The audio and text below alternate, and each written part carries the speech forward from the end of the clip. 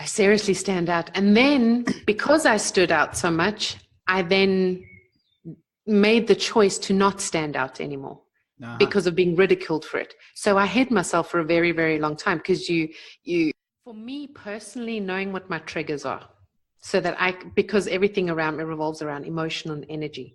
So when I'm able to recognize what the trigger is that always pulled me down, then I'm able to go, okay, I see you, I acknowledge you, but I'd release you. You don't serve me anymore. My name is Paul Harvey, and this is Life, Passion and Business. We're about helping you explore, finding your passion for life and the work that you do.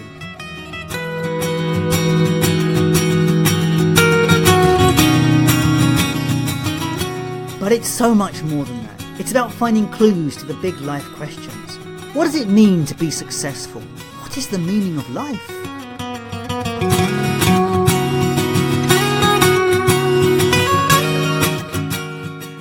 If you're looking for more, then join me on this journey where together we will discover through interviews, tools and tips how to live life full of meaning, passion and purpose.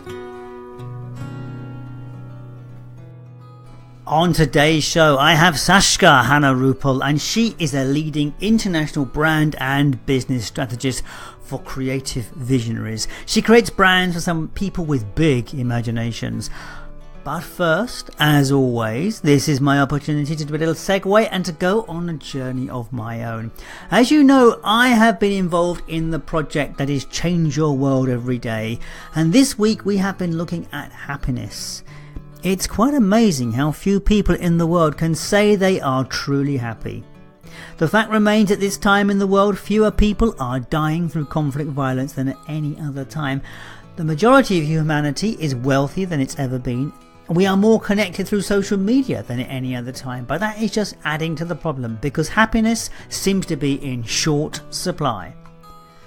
Part of the problem seems to be we have forgotten how to be happy, and much of that seems to be caused by people looking outside of themselves for solutions to the problem. Now, as a marketing guy, I am well aware because that is what we do. We find problems, we find people's insecurities and weaknesses, and we play upon them. And then we get them to buy things based on those problems to make them feel better. That is the dark side of my profession and something that I have rejected for so long. And that's why I am so fascinated by projects like my own Life, Passion and Business and Change Your World and a myriad of other change organisations. Because what is really obvious is when you get people into a place of being okay with themselves, they no longer look outside of themselves for happiness and they look within. It is at that point the needs and desires and wants just fall away. So what is your experience of happiness? Are you happy? When were you truly happy? If you have any views or thoughts on happiness, do reach out. I would love to chat. Drop me an email at paul@lifepassionandbusiness.com or check me out on social media. So one more point before I get on with the show. The founder of Change Your World Every Day is Susie Beaumont, and she had a birthday this week. And as a birthday gift to her audience, she has given 7 days free access to the Change Your World Every Day project. She has permitted me to share access with you guys, so if you would like to try a daily coaching practice for 7 days, check out the podcast website lifepassionandbusiness.com for the link, or drop me a message and I will fix you up. Now this offer expires on the 31st of May, so do be quick. So back to the program and Sashka Hanna-Rappl. As I said in the introduction, she's a leading brand strategist, but did I mention she's a speaker and entertainer with singing and dancing and acting career? I suspect she uses all of these things in her approach to branding. She calls her process using the soul to brand your business. Her methods are creative, wise, humorous and imaginative. She helps lifestyle entrepreneurs create and market their unforgettable brand, a brand that is tailored to the entrepreneur rather than the profession, and to be understood in a crowded market. This lady is a powerhouse, and you will hear it on the program. There is no holding her back, and it's no surprise that she's been featured in Forbes, BuzzFeed and numerous other online publications. She was born and raised in South Africa, resided in London for a while, and currently lives in the Tyrolean Alps with her 3 children. I hope you enjoy the conversation with Sashka Hanna-Rappl. So welcome to Life, Passion and Business. And today I am delighted to be with Sashka Hanna-Rappl. And I met her on LinkedIn. She's got an amazing profile picture. And I started to have a quick look at her profile stuff. And this lady is a brand specialist. And I like branding people because they always kind of explore the interesting side of what's on in business. She's also been an actress, for as I can tell, and a lot of other things. So it's going to be a fascinating story today. So Hannah, welcome. Sashka, welcome to the program. Thank you so much, Paul, and thank you to the listeners for listening in as well. So look, this is about life, passion and business. And it's all about that exploration, about how we bring the essence of ourself into our life and our business. And I looking at you, seeing your work, I can see you do that really, really well. So tell me more about it. How did you get here and what are you doing in life? How did I get you? You know, that's funny. Someone was posting something somewhere about being in corporate and they were unhappy. Everyone posts that I seem to see. And I was like, I've always been doing what I'm doing. So I've always been in acting, always been in marketing in inverted commas, because when I was 5 years old or 10 years old, I don't know, it was called that. I was just doing it. It was only later on when you do all these career tests that they put what you're doing to a word and you kind of like, oh, that's the box. Oh, okay. So I was doing that, and I was very interested in fitness and nutrition as well as a kid. So I did aerobics instructing, and later on I became a Zumba instructor and a dance instructor, hip hop. If anyone knows which dancer, I'm more hip hop dancer, and teaching kids to dance and education and psychology. And they're all just the things that I'm passionate about, that I really, really, really enjoy. But it wasn't in the sense of, that's what I want to do forever. It was just like, I like these things. I just want to learn about these things. And that's how I got into it. And that's where I am today. And that's what I'm practicing. But they're only vessels that encompass, or that I'm able to express my life purpose through. Aha. And so did your life purpose come to you easily? Nope. It's like, it was ever come easily? No. We all hit this pivotal moment, this deep, dark face first in the arena. And we're just like, why am I here? And for me, it was always questioning the meaning of life.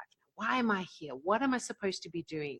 And because I'm multi-passionate and I have so many interests, I didn't feel I wanted to choose one. And then I started questioning, well, what is purpose? And how does everyone perceive purpose and life purpose? And then I started disassociating life purpose with my identity, and how we've been conditioned to believe that your life purpose is your identity, because we're always asked when we're kids, what do you want to be when you grow up? So you think, oh, well, a career or a vocation means my life purpose. And if I disassociate from that and I had to take everything away, what would that leave me with? Why am I actually here if it's not to do with a profession and a vocation? And from that, then I developed my own methodology to find that life purpose, not only for myself, but for my clients as well. Or even kids, like my kids, helping them as well when they're choosing their career path. So that didn't happen, like yesterday, or that took a while to. So what was the journey? What did you go into when you first started your career? Because I don't suppose you started doing this in the beginning. I did, actually. I've been doing this, like, life purpose, you mean? What was your career journey? Because I mean, because there's always a career journey when someone says, hang on a minute, I can't do any more of this. I've got to do this for myself, or I've got to do this, or I have to find a vehicle for this thing that is me, this madness. Because we all have that. Well, see, that's what I meant in the beginnings. Like, I always read these stories, even my clients, like I was in corporate, and exactly like you said, this is not the vehicle, I'm not passionate about this. And I'm like, I've always been passionate about what I was doing, and I've incorporated everything. It's just this amalgamate of everything all together. So I've been doing, I still do acting, I still do dancing, I still do singing. I've been in marketing, because you had to advertise and market the plays that I was in for people to come and see it. So you create your own flyers. I didn't know it was advertising then.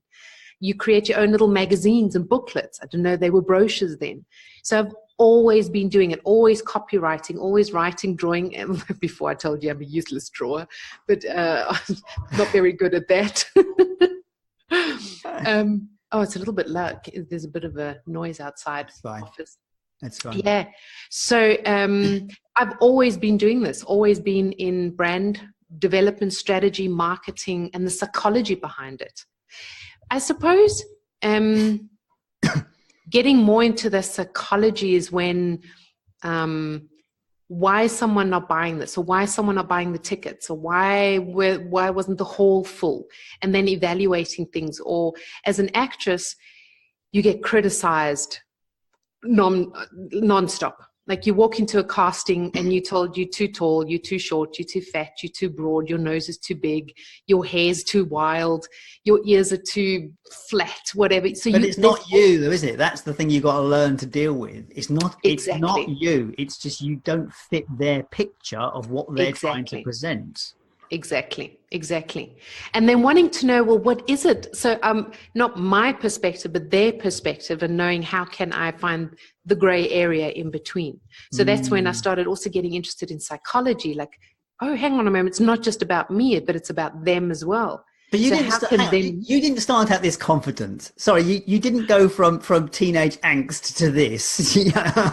Or did you not have that? I mean, there must have been a journey here somewhere, because you are very blessed if this is what you did. Most people have to struggle with this. So I was doing a training last week in my Facebook group about building a brand with soul. Yeah. And I was telling a story, and I said, it's the first time I've told this story. And it's like, I don't tell the story often because it's a dead dog story. I came through on the other side. But for me, I was questioning why, because everything was hunky-dory. Everything is hunky-dory with me. Being an empath and highly sensitive, I didn't realize that all this energy around me, I was attracting more negative than positive energy. So even though on the outside, like you're saying, I didn't have that teenage angst, and I was confident in myself, and there were just things that I just do naturally, and I didn't think about it. I wasn't scared about it or apprehensive about anything. But what always brought me down into depression was the fact that I didn't know then that I was an empath and that I was highly sensitive, and I didn't know how to manage that. So when you're on a high and then you hit that low so quickly, I didn't know how to pick myself up again. So it would always be this up, down, up, down, up, down. And that was something more that I was dealing with, as opposed to the usual teen angst or what you described now. So I was more on the emotional level, the emotional intelligence. So I was combating that more. Mm-hmm. And how did that manifest? How did you get through? What was the story? How did you process that in a way? How did I process? Oh God. Well, process is the wrong word for it, but I mean, it's like you don't go from one bit to the other bit. There has to be a journey in the middle. There is a journey. Well, my journey was the finding the meaning in life. So even though you can be as talented and as gifted, and you have everything on a plate that most people would think, oh, you can just do and be everything, there's also the other side of the coin. And I was on the other side of the coin trying to figure out, well, why is everyone seeing this side when I feel like this? So my journey was going on both sides of the coin to see what they see, to see what I see, and to then see the coin and not just your side, my side, and then see the holistic view of everything. So that was my journey, or is my journey still. I still love that journey. I still love when someone has a different opinion. I'm like, oh. But you seem very blessed with this to me, because most people I talk to, most people I talked to about this, go, no, it was awful. I've had a terrible journey over this bit. And I've spent years struggling with this, and you kind of go, no, it's fine. I just did it. Well, it wasn't fun. Well, those listening that are empaths and highly sensitive, you're on an emotional roller coaster. So It's never fine in inverted commas, but you always bounce back, because you always have the tenacity and the ambition and the resilience to always bounce back up and carry on going. And you don't know how the two fit together. And that was something that I was always in this doing energy, do. And thank God I was in that energy. Otherwise, I don't know where I would be. So, and I did go through a very, very difficult phase in the journey that helped me process my methodology for helping myself find out what my life purpose is. And that was when I moved from South Africa to London, like most South Africans do, and then stayed in London. At the time, my boyfriend said, oh, let's go to Austria on a snowboard holiday. And I was like, yay, no, don't really want to go. But I went anyway and met my husband. And hang on, you just went over there. I went with my boyfriend and met my husband. There's a story in there somewhere. That was the story. Yeah. So, and then I moved to Austria. Now, I come from a very temperamental, close, passionate, fiery family, like huge, a huge family. I'm very diverse. The Austrians aren't that, are they? Completely opposite. So I don't know what it's like now, but I know it was like 10 years ago. It was very...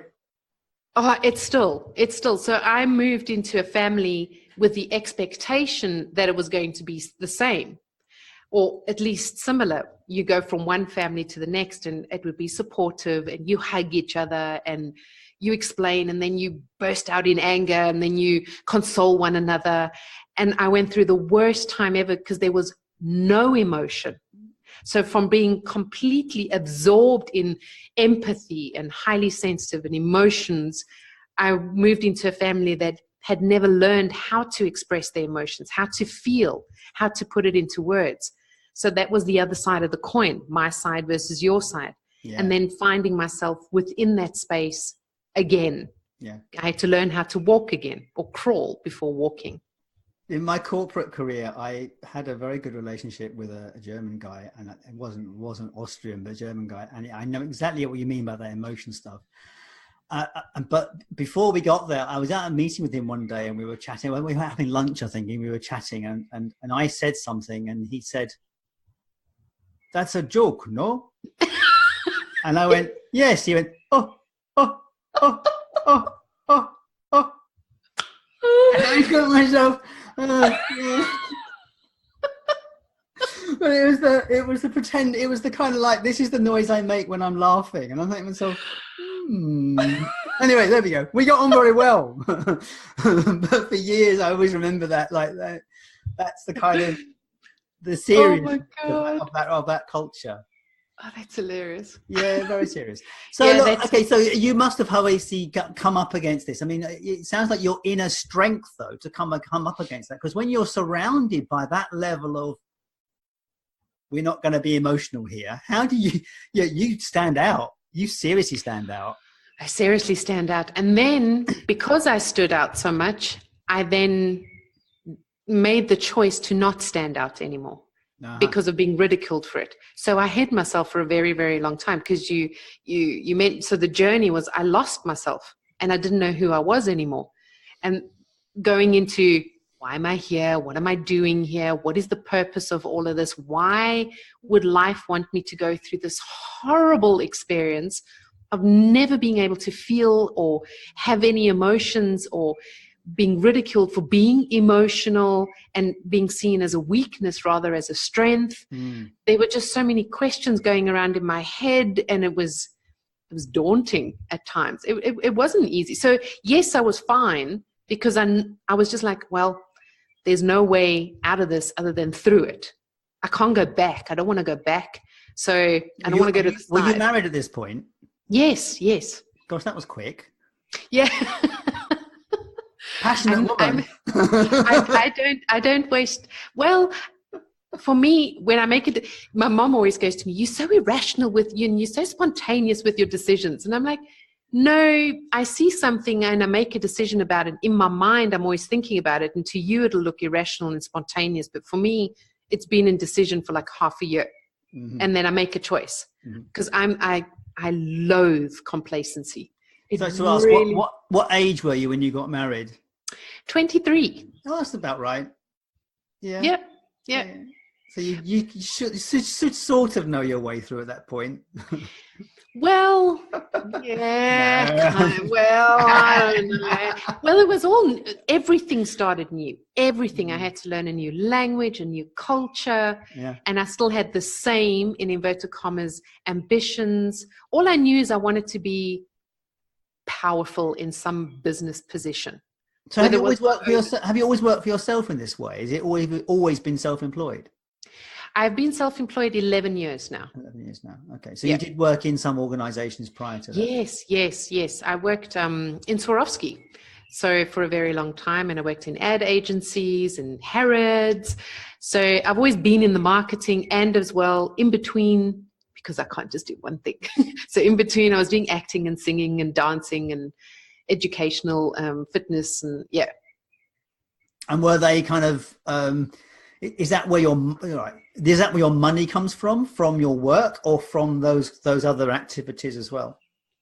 Both, but mainly from my business. Like now, mainly from my business. Now I understand that now, but it's like a lot of people have that. I mean, I had that for years. I worked in corporate for many years. But at the same time, I was an actor. I did acting work outside of it, not paid acting work. But I did loads of shows and that sort of stuff. So, and I was a singer as well. So I know what you mean. I expressed my passion and my joy there, and it wasn't certainly expressed at work. Oh no, I did it in everything. Just intertwined. Yeah, I did it to an extent, but there was only, you can only go so far. You're only allowed to go so far in those environments. I suppose how you see it. Like when I was working at Swarovski, and when I left, my job was split up between 6 people, when I really noticed, wow, I actually did a lot of work. And you did? Didn't really notice that before. But when I do trainings, educational trainings with all the sales teams, I would always have singing, dancing, acting in there. And for me, how far I could go was, where's my boundary? In response to the audience, like how would they respond to it? And it was always fun because it was international. It wasn't just German speaking. Nice. So all the German speaking countries. So it was like, okay, how can I deal with this culture? Or what can I do in order to get them to laugh? And what is funny and what's not funny? And how can I have the room on the same level of energy, as opposed to, I'm, that stoicness that comes in and suits in or whatever. And I come in dressed in Mad Hatter suits or something, and just have entertainment all the time. So they'd always be like, they'd look forward to a training because it'd be like, oh, something new. I'm like, yeah. Yeah, it is, as you say, when you can bring something new to it. I mean, I think Jim Quick says, the guy, the mind guy, he always talks about the fact that education is just so stuck in the past, because if education only really worked when you can engage emotion into it, emotion and other things into it. So true. And it's like, we put our kids in the classroom and tell them to focus and concentrate, and it's the worst thing to try and learn something. Exactly. My son was telling me, he's 14, he's going on 15. He goes, history is the most boring subject. And I'm going, what a shame. There's so much history to learn from. And he goes, I fell asleep, Ma. It's the first time I've ever fallen asleep in class, and I've been in school. It was an hour-long documentary on, I think, cars or something. I can't even remember. And he goes, I was so bored. I was like, what a shame. You can really make it so much fun. Yeah, anyway. But that's education, unfortunately. That's education, yeah. So what is it you do now? I mean, obviously, you are you still you run a training company, or is it more about branding? I create strategy and then how to implement it. Okay. So I very similar then. We do a very similar role. That's the thing. So, and I help you not to be a bull in a china shop, basically. Because that's what most entrepreneurs do. I did the same. You run in and you're like, I know everything. Everybody's my client. And you're like, no. And then you got shut down. It's like, oh my God, I'm useless. All that experience is for the fish. And basically creating a strategy. So what I do is, which is branded, which is trademarked as well, is I brand your soul. So what I've done is that I need to know your soul, your life purpose, and then create your brand from that, and what the marketing's then going to be from that, and the messaging. So don't go the traditional marketing route, because it doesn't work for creative visionaries. I'm a creative visionary and it doesn't work for me. I don't like being put in a box, but I also need a process and a system. Everybody needs it. Everybody needs to know where their boundaries are, because if you just left to your own avail, It's like, you're going down that cliff, dude, down. So that's what I do now. So how do you react? Because obviously the world has seriously changed in terms of social media. Has just that changed everything in terms of branding. And a lot of the major brands now are really struggling to keep up with it because of the personal branding aspects. So what's your take on that? Because you're like, Coca-Cola can pretend to be a personal brand, but they're never going to be one. No, but it's not so much the personal brand. What personal brands do is that they know what their personal message is. And Coca-Cola doesn't know who they are anymore and what they're doing, why they're doing it, and for what purpose. They're doing it to make money. That's their only purpose, is to make money. Yeah. Or, it's like when you say to someone, or even when you see coaches out there or healers, and they're pushing so hard to get a certain level of achievement, of success, whatever that means to them, mostly monetary or financial. They reach that level like Coca-Cola, and you need to keep up that image rather than going, you know what, I don't really care. What am I going to lose out of this? Okay, so in Coca-Cola's instance, a lot of jobs are going to be lost. But at the same time, you're going to save the planet and a lot of health problems and a lot of health issues. So it's just like, what am I going to lose? Do I rather give up my health to keep an empire going? For what? From generation to generation? Or can I find out what my purpose is and let it flow through Coca-Cola, for example? Yeah, but I guess that the issue with something like Coca-Cola is that the founder is no longer there, is it? The people that started it are gone. Yeah. So in terms of it's a vehicle that's had its day in a way, and it's just a machine now. Yeah. It's an entity that people keep alive to keep money rolling in. Exactly. And that's where the personal brands kind of break down the bigger brands, because they see that there's more empathy and there's more connection to the consumer than what a bigger company has. It makes you wonder what things like Virgin, where's that going to go when the founder goes, when Branson dies? What will happen to Virgin? Because he is the face of Virgin. He is, but with Richard Branson, this is just my opinion. With Richard Branson, he's really pumped a lot of his life purpose into his employees, whether all of them accept it or take it on or whatever. And this is something that I speak about. You have your soul group and your soul clients. So they're not just anybody working with you. Some people are in the company that just, they're just there to do an apprenticeship. But even when he passes on, there's a lot that he's leaving behind that's influencing generations in order to build on top of that. So you don't need to reinvent the wheel. So I don't believe with Steve Jobs, it ended too abruptly for anyone to carry on the legacy. Whereas Richard Branson, you can carry that on in some form or other. Yeah, that's just my opinion. But it's an interesting thing, isn't it, about how we, because I think social media has changed so much about marketing in terms of everything is so instantaneous and you've got so much noise. So in order to stand above the noise, there has to be something different. And from my perspective, it's about this infinite siloing, infinite kind of like channeling down. As you say, you've got to be talking to your tribe. And this is becoming more and more granular, more and more tighter and tighter and tighter. Yeah.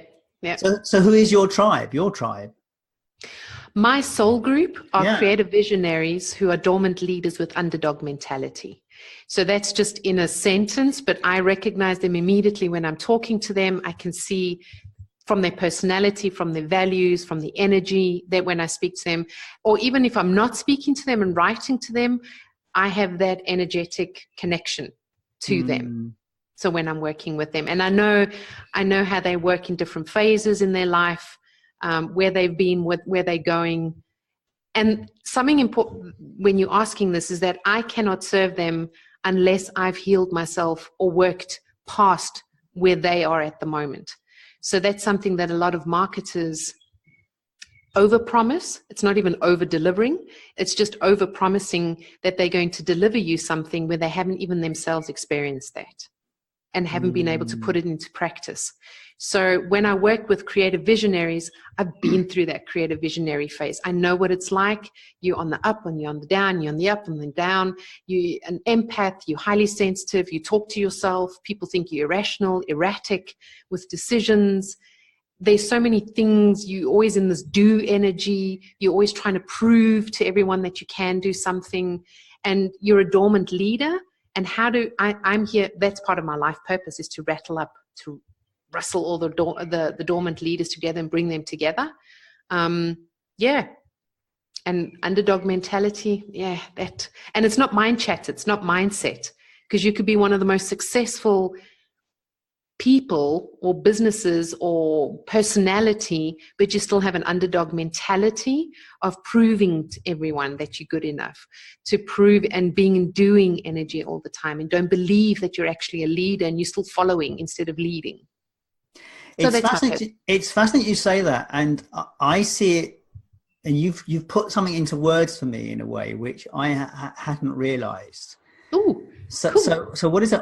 I see a lot of, and I've come up against myself, and a lot of fellow marketers have come up against the same problem. So someone approaches you and says, "Can you do this for me? Can you help me get my business to so and so? Can you sort out my digital marketing for me?" And you say, "Yes, I can do that." And then what happens is, so you have this kind of agreement where you're kind of, the two sides are touching each other. But then suddenly, as the marketer, you look at what they are about and you look at what they've got, and you see this bloody great big gap in the middle of where you're trying to get them and where they want to go. Mm. And like, as a marketer who needs to earn some money, you kind of go, okay, we'll find a way of bridging the gap. That gap is really big. And what tends to happen is the client then gets unhappy because they're not getting served properly. And you're saying, well, I need you to do this. And they have no clue how to do that because, of course, the gap is too bloody big. Yeah. And it's this stuff you were talking about. It's the fact that neither side has had the experience of going through this boundary. Yeah, exactly. And you have to be able to go through it in order to serve the client and serve yourself. So you're not doing yourself a disservice, because like you said, then you're doing more hours, and then you're in approving energy all the time, and then this all consumes your time and energy. I need to put some clarity in that for people who are listening. So what that means. So the client, from me, what that means is the client hasn't got a clear message of who they're trying to speak to. Yeah. That's the critical thing for me. It's like, who is it this is for? It's for everybody. Well, it can't be for everybody because everybody won't want this. Yes, but most people could use it. That's not everybody. Most people then. So who's the most people? Well, anybody with this. We're getting somewhere now. We're finding somewhere. So who with this? And this conversation goes round and round and round and round. And I'm sure you've been in the same conversations as this one. And it can take days and weeks to get some clarity. It does. Well, it doesn't so much anymore, because also when they're defining the demographics and little psychographics with the clients, I'm already reading between the lines as well, because you can see, or I can, I'm sure you too, Paul, you can see where the gaps are in terms of their mindset, in terms of their energy, where life and business aren't correlating with one another, where the gaps are over there, that they're having some troubles in their home life that are leaking into their business life. And when you're having quarrels with your family members all the time, it's going to shine through into your business. And then it's working with those things and letting them, the clients, then see it, be aware of it as well, acknowledge it, and then learn to deal with it, because that influences who you're actually wanting to attract as well. Because if you're in this lack energy, you're going to be attracting everybody, in inverted commas, as your clients that have lack energy, but they're not paying me any money. Well, yeah. So it's finding those loopholes as well. So it's not just a strategy, but actually knowing, like, Mission Impossible, when you go into the China shop, and as a bull, being able to tiptoe everywhere and pull your tummy in, and so you don't knock everything over. And if you do, learn how to clean it up and get back up again.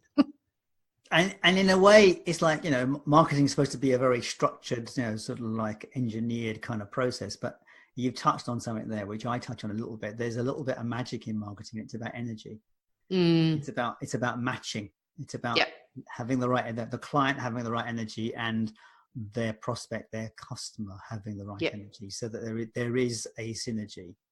Definitely. Yeah. And we know this. We walk into the room and we feel comfortable with someone. Why is it you feel comfortable? Because their energy matches. And you walk into the room and think, this doesn't feel very nice. What's wrong here? Why is it so prickly in here? Yeah. But then, you have to be aware as well. Just for example, when you walk into a room and you feel a little bit prickly, for example, if I walk into a room with a lot of suits, where there are a lot of people's suits. Me too. The hair on my back goes up. Me too. But why it goes up, and I had to deal with that, is because I was always in a state of proving energy, that I'm better than, because they were always reflecting that back to me from themselves, but they were just as insecure. But I saw it in them as being, oh my God, they're better than me. I've got to know more. I've got to learn more. I've got to say more. I've got to stand up better. I've got to stand up taller.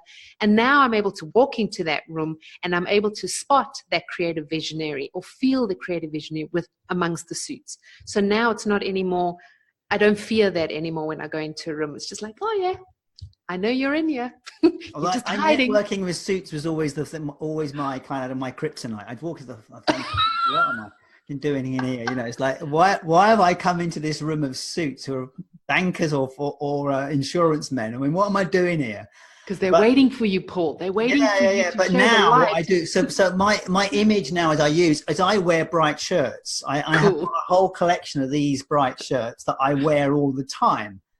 And this is my image that I walk into these spaces. So my sense of it is, yes, I'll talk and I'll say my truth and you'll recognize me and remember me because I'm the only person in the room with a shirt like this. I love that. So look, I'm getting geeked out because we're talking marketing and we're talking my subject, and I'm going to bore the arse off my listeners if I'm not really careful. So I think we better crack on. So, what is your success model? You've touched on it a couple of times. Success. Now, obviously, you know, I've been through this before. We were sold that bloody success model, which says, you know, learn, partner, married, house, car, retire at some point. I mean, it's a broken model that no one believes. Yeah. And what with the recent kind of like realizations about how much we're screwing this planet up, everyone recognizes the success model's got to change. How do you measure success? For me personally, knowing what my triggers are, so that because everything around me revolves around emotion and energy. So when I'm able to recognize what the trigger is that always pulled me down, then I'm able to go, okay, I see you, I acknowledge you, but I'd release you. You don't serve me anymore. And that for me is a form of success, because I know I've moved past the victim mode for myself. I've moved past being held back, and I'm able to move forward with a different insight, with different mindset, with different thoughts. I have a tattoo, thoughts become things. How I can move them forward and be an example, not only to myself, but to my kids as well. That's for me the success. And the byproduct is always the joy, the happiness, the laughter, if there's monetary or financial success, because it comes then through the energy, because I've learned how to deal with the triggers. That's a nice model, actually, because I've not heard of that one before. Oh, thank you. Well, it's because a lot of people's measures, that's a success measure on the inside in a way, and lots of people's success measures are on the outside. So everything on the inside dies. Everything on the outside fades. So when I leave the earth, everything's still going to be here, but what I leave with everyone else is my legacy, is my life purpose. So when I'm good with me, then I know that that's what I'm going to be leaving behind, that's going to influence generations to come, including my kids. Then that's for me success. You just gave me my soundbite, so I need to actually write down where it was. So 30, 40 minutes. Cool. I'll edit that little bit out. Right. So what I was going to say is, how is it, okay, for people that are in this struggle, because it doesn't sound like to me you had one. Disillusion, Paul. Just disillusion. I have. So how do people find this for themselves? Find this wonderful place that you seem to be at? What's your tips for someone to go and find it? You know, this is I was speaking to one of my close friends, and he's of the same opinion. It's like, how often do we hear be you? And it's like, how can I be me when I don't know who I am? Because we've been conditioned to hear who we're supposed to be. For me, this is just for me. So when I went through my whole thing, and I'm still going through it. So I'm sure the listeners, and if they haven't, there's the wheel of life, that all the different areas in our life that most coaches work with. I think there are 9 areas or 6, or I've added a few, I can't even remember. So there's social, there's physical, there's relationship, there's vocation, all those different areas in our lives. And if you have a circle and you cut it into a pie, and then you have that triangle is a spiral. So for example, vocation. That vocation at the top, the spiral, you're going and you keep going down. And then once you've resolved that area, you'll experience it again in a different level. And then you experience the spiral again. And it keeps going and it keeps going until you're reaching that place of, not until, because you're always learning it, like in Maslow's hierarchy, the self-actualization, where you find out, oh, okay, this is who I am. This is who I've always wanted to be, but I've needed to go through the process, the journey, to remember who it is that I wanted to be. And now I can actually live it because I've gone through the experience. So what was the question again, Paul? How can people that's right. themselves? I mean, what tools or signpost or flag are you going to put in the ground that people could find this place? So for me, I had to find my life purpose. So I know that when I wake up in the morning, it's not because I'm doing brand strategy or marketing or business. I am passionate about that. It's not because I'm the performing strategist where I'm standing on the stage and speaking about different topics in finding your life purpose. But it's because I found my life purpose, found it. I rediscovered it. It's always been with me, but I was never able to see it back then because I hadn't experienced life yet. And you can only really live that life purpose when you've experienced the journey, what you need to, the tools that you need in order to live that. So for others, I would say, one, perhaps find your triggers. What triggers you? Because there'll be moments where you're like, where you don't notice it, but you're always playing the victim. I'm always getting the wrong clients. Everyone seems to be using me. My kids always take advantage of me. I'm always being walked into. Nobody sees me. I don't understand what it is. Find out what those triggers are, because they change your perspective. It's like glasses, that the veil gets lifted and you're going, oh, hang on a moment. So maybe it wasn't me. I was just reflecting it to different people. And when you see the trigger, everything changes. You know, I don't know if it is him, whatever that, was it Gandhi? I don't know. Everyone says it was Gandhi that said that, be the change that you want to see in the world. Mm. So you need to learn to be that change. So what is that change? So for me, find the triggers. There's a lot of mindset work. There's a lot of journeying. There's a lot of resistance in that, because a lot of people don't want to accept, oh, I couldn't possibly be the cause of this effect. It can't possibly be me. It's very hard to think. Well, it's not very hard. It's challenging to go here because because of all the thought patterns that we live with are strong. They have been. We've had them for years, and as they are so strong, there's so much connection with those patterns.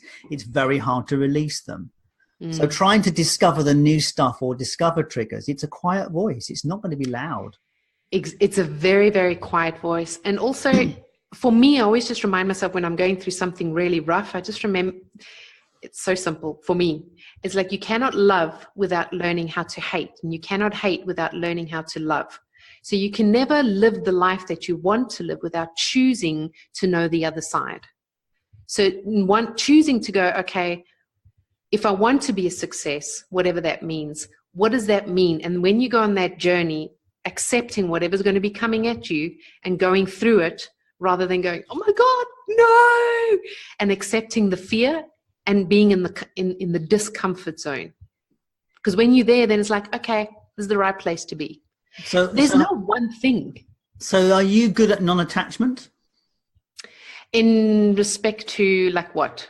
Well, that whole idea of going for something,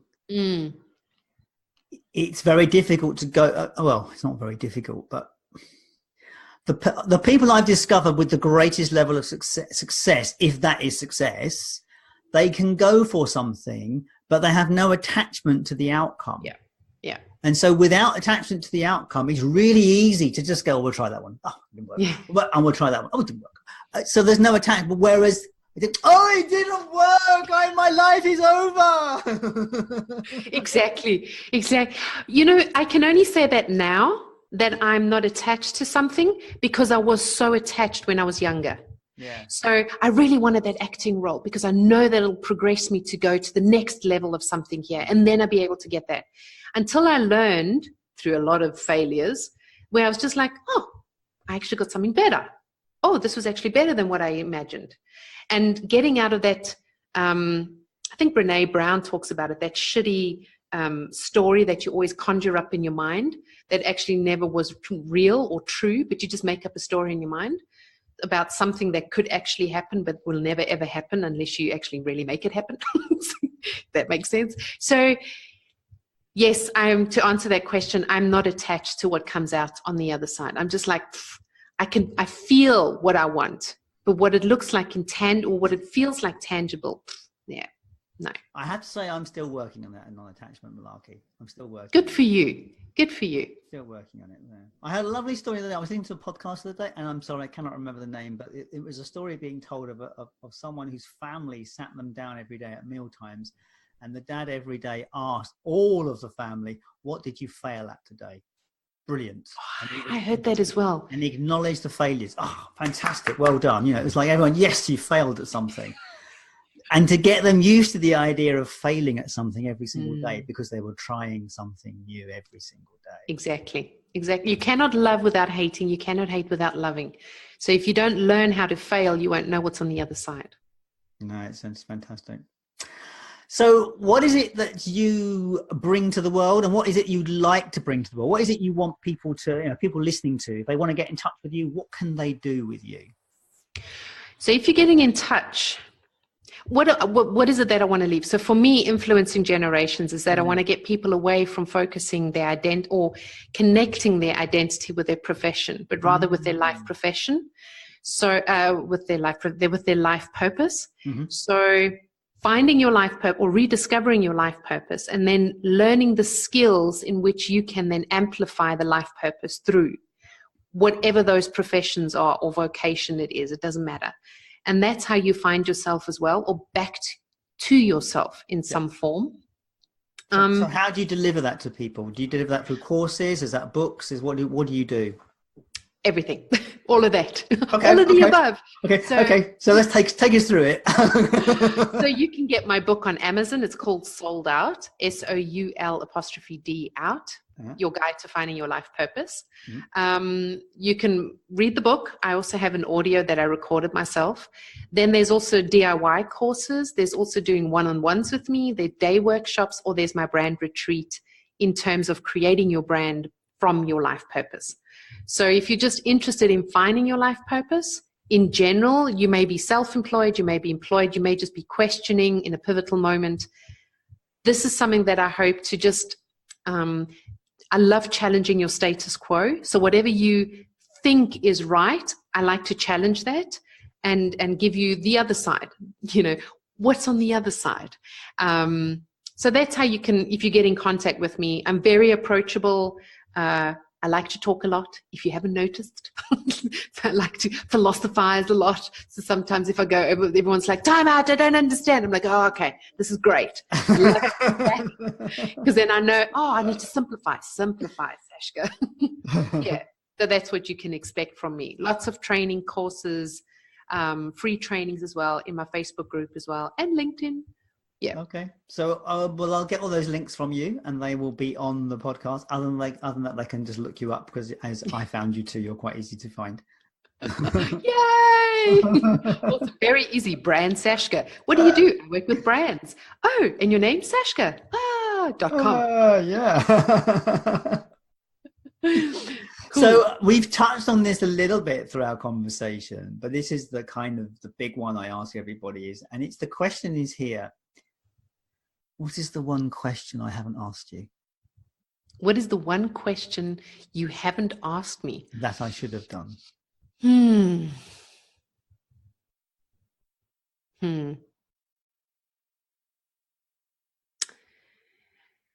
What do I like that other people don't like? Ooh. Tell me, what is it that you like that other people don't like? What do are I like? Are we getting risky? Is this getting X-rated? Oh, well, I don't know. This is there's always something to do with food. So it's always like, peanut butter and jam. I love that. Or peanut butter and cheese. So that's all weird things that are food. But what are the things that I like that nobody else likes? Being in my pajamas all day. No, I don't know, Paul. So you got me there. It wasn't philosophizing enough. My brain's okay then. So my final question to all of my guests, and you have touched on it a bit, and I'm sure you have a very good answer, or you may have a different answer. It's up to you. Is what is the meaning of life to you?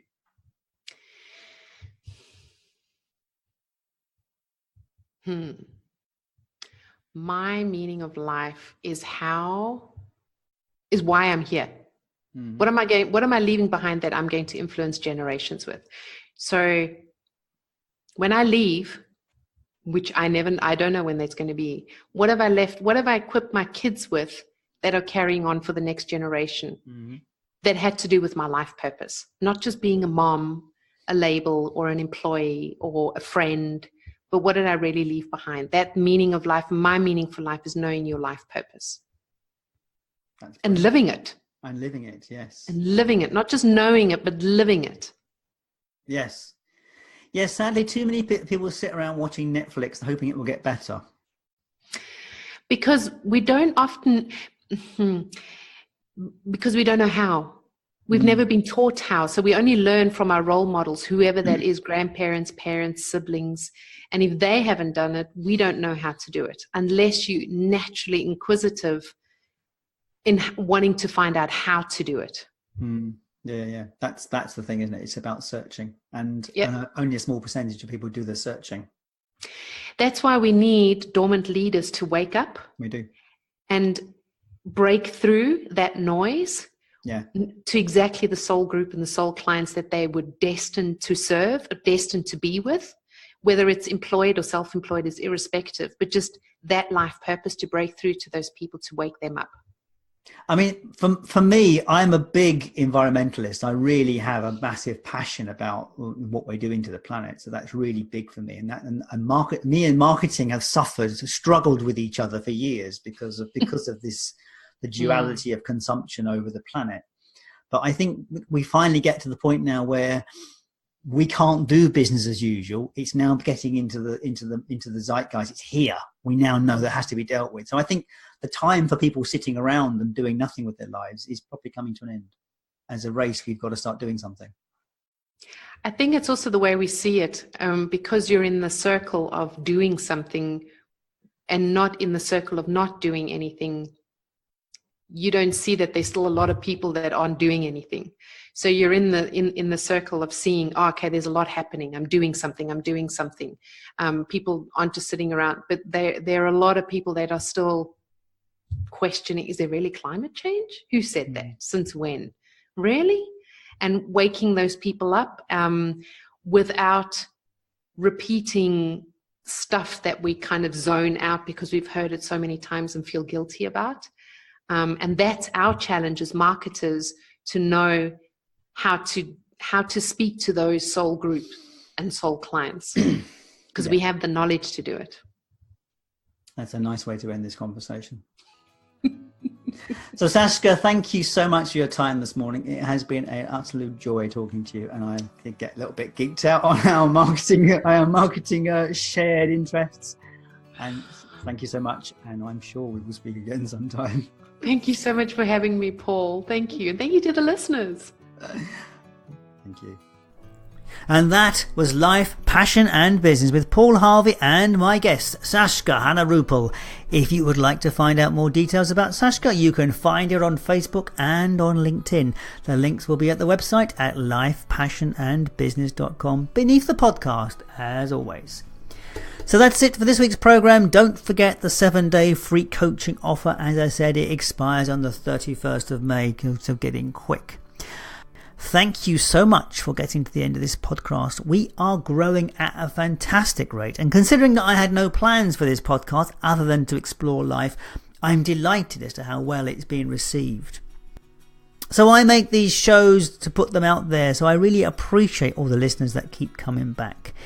If you like what you hear, can you please share it? And if you like it even more, perhaps you could give us a review on iTunes, because Appleland always loves a good review. So that's it for me. Thank you for your time and attention, and I will catch you later.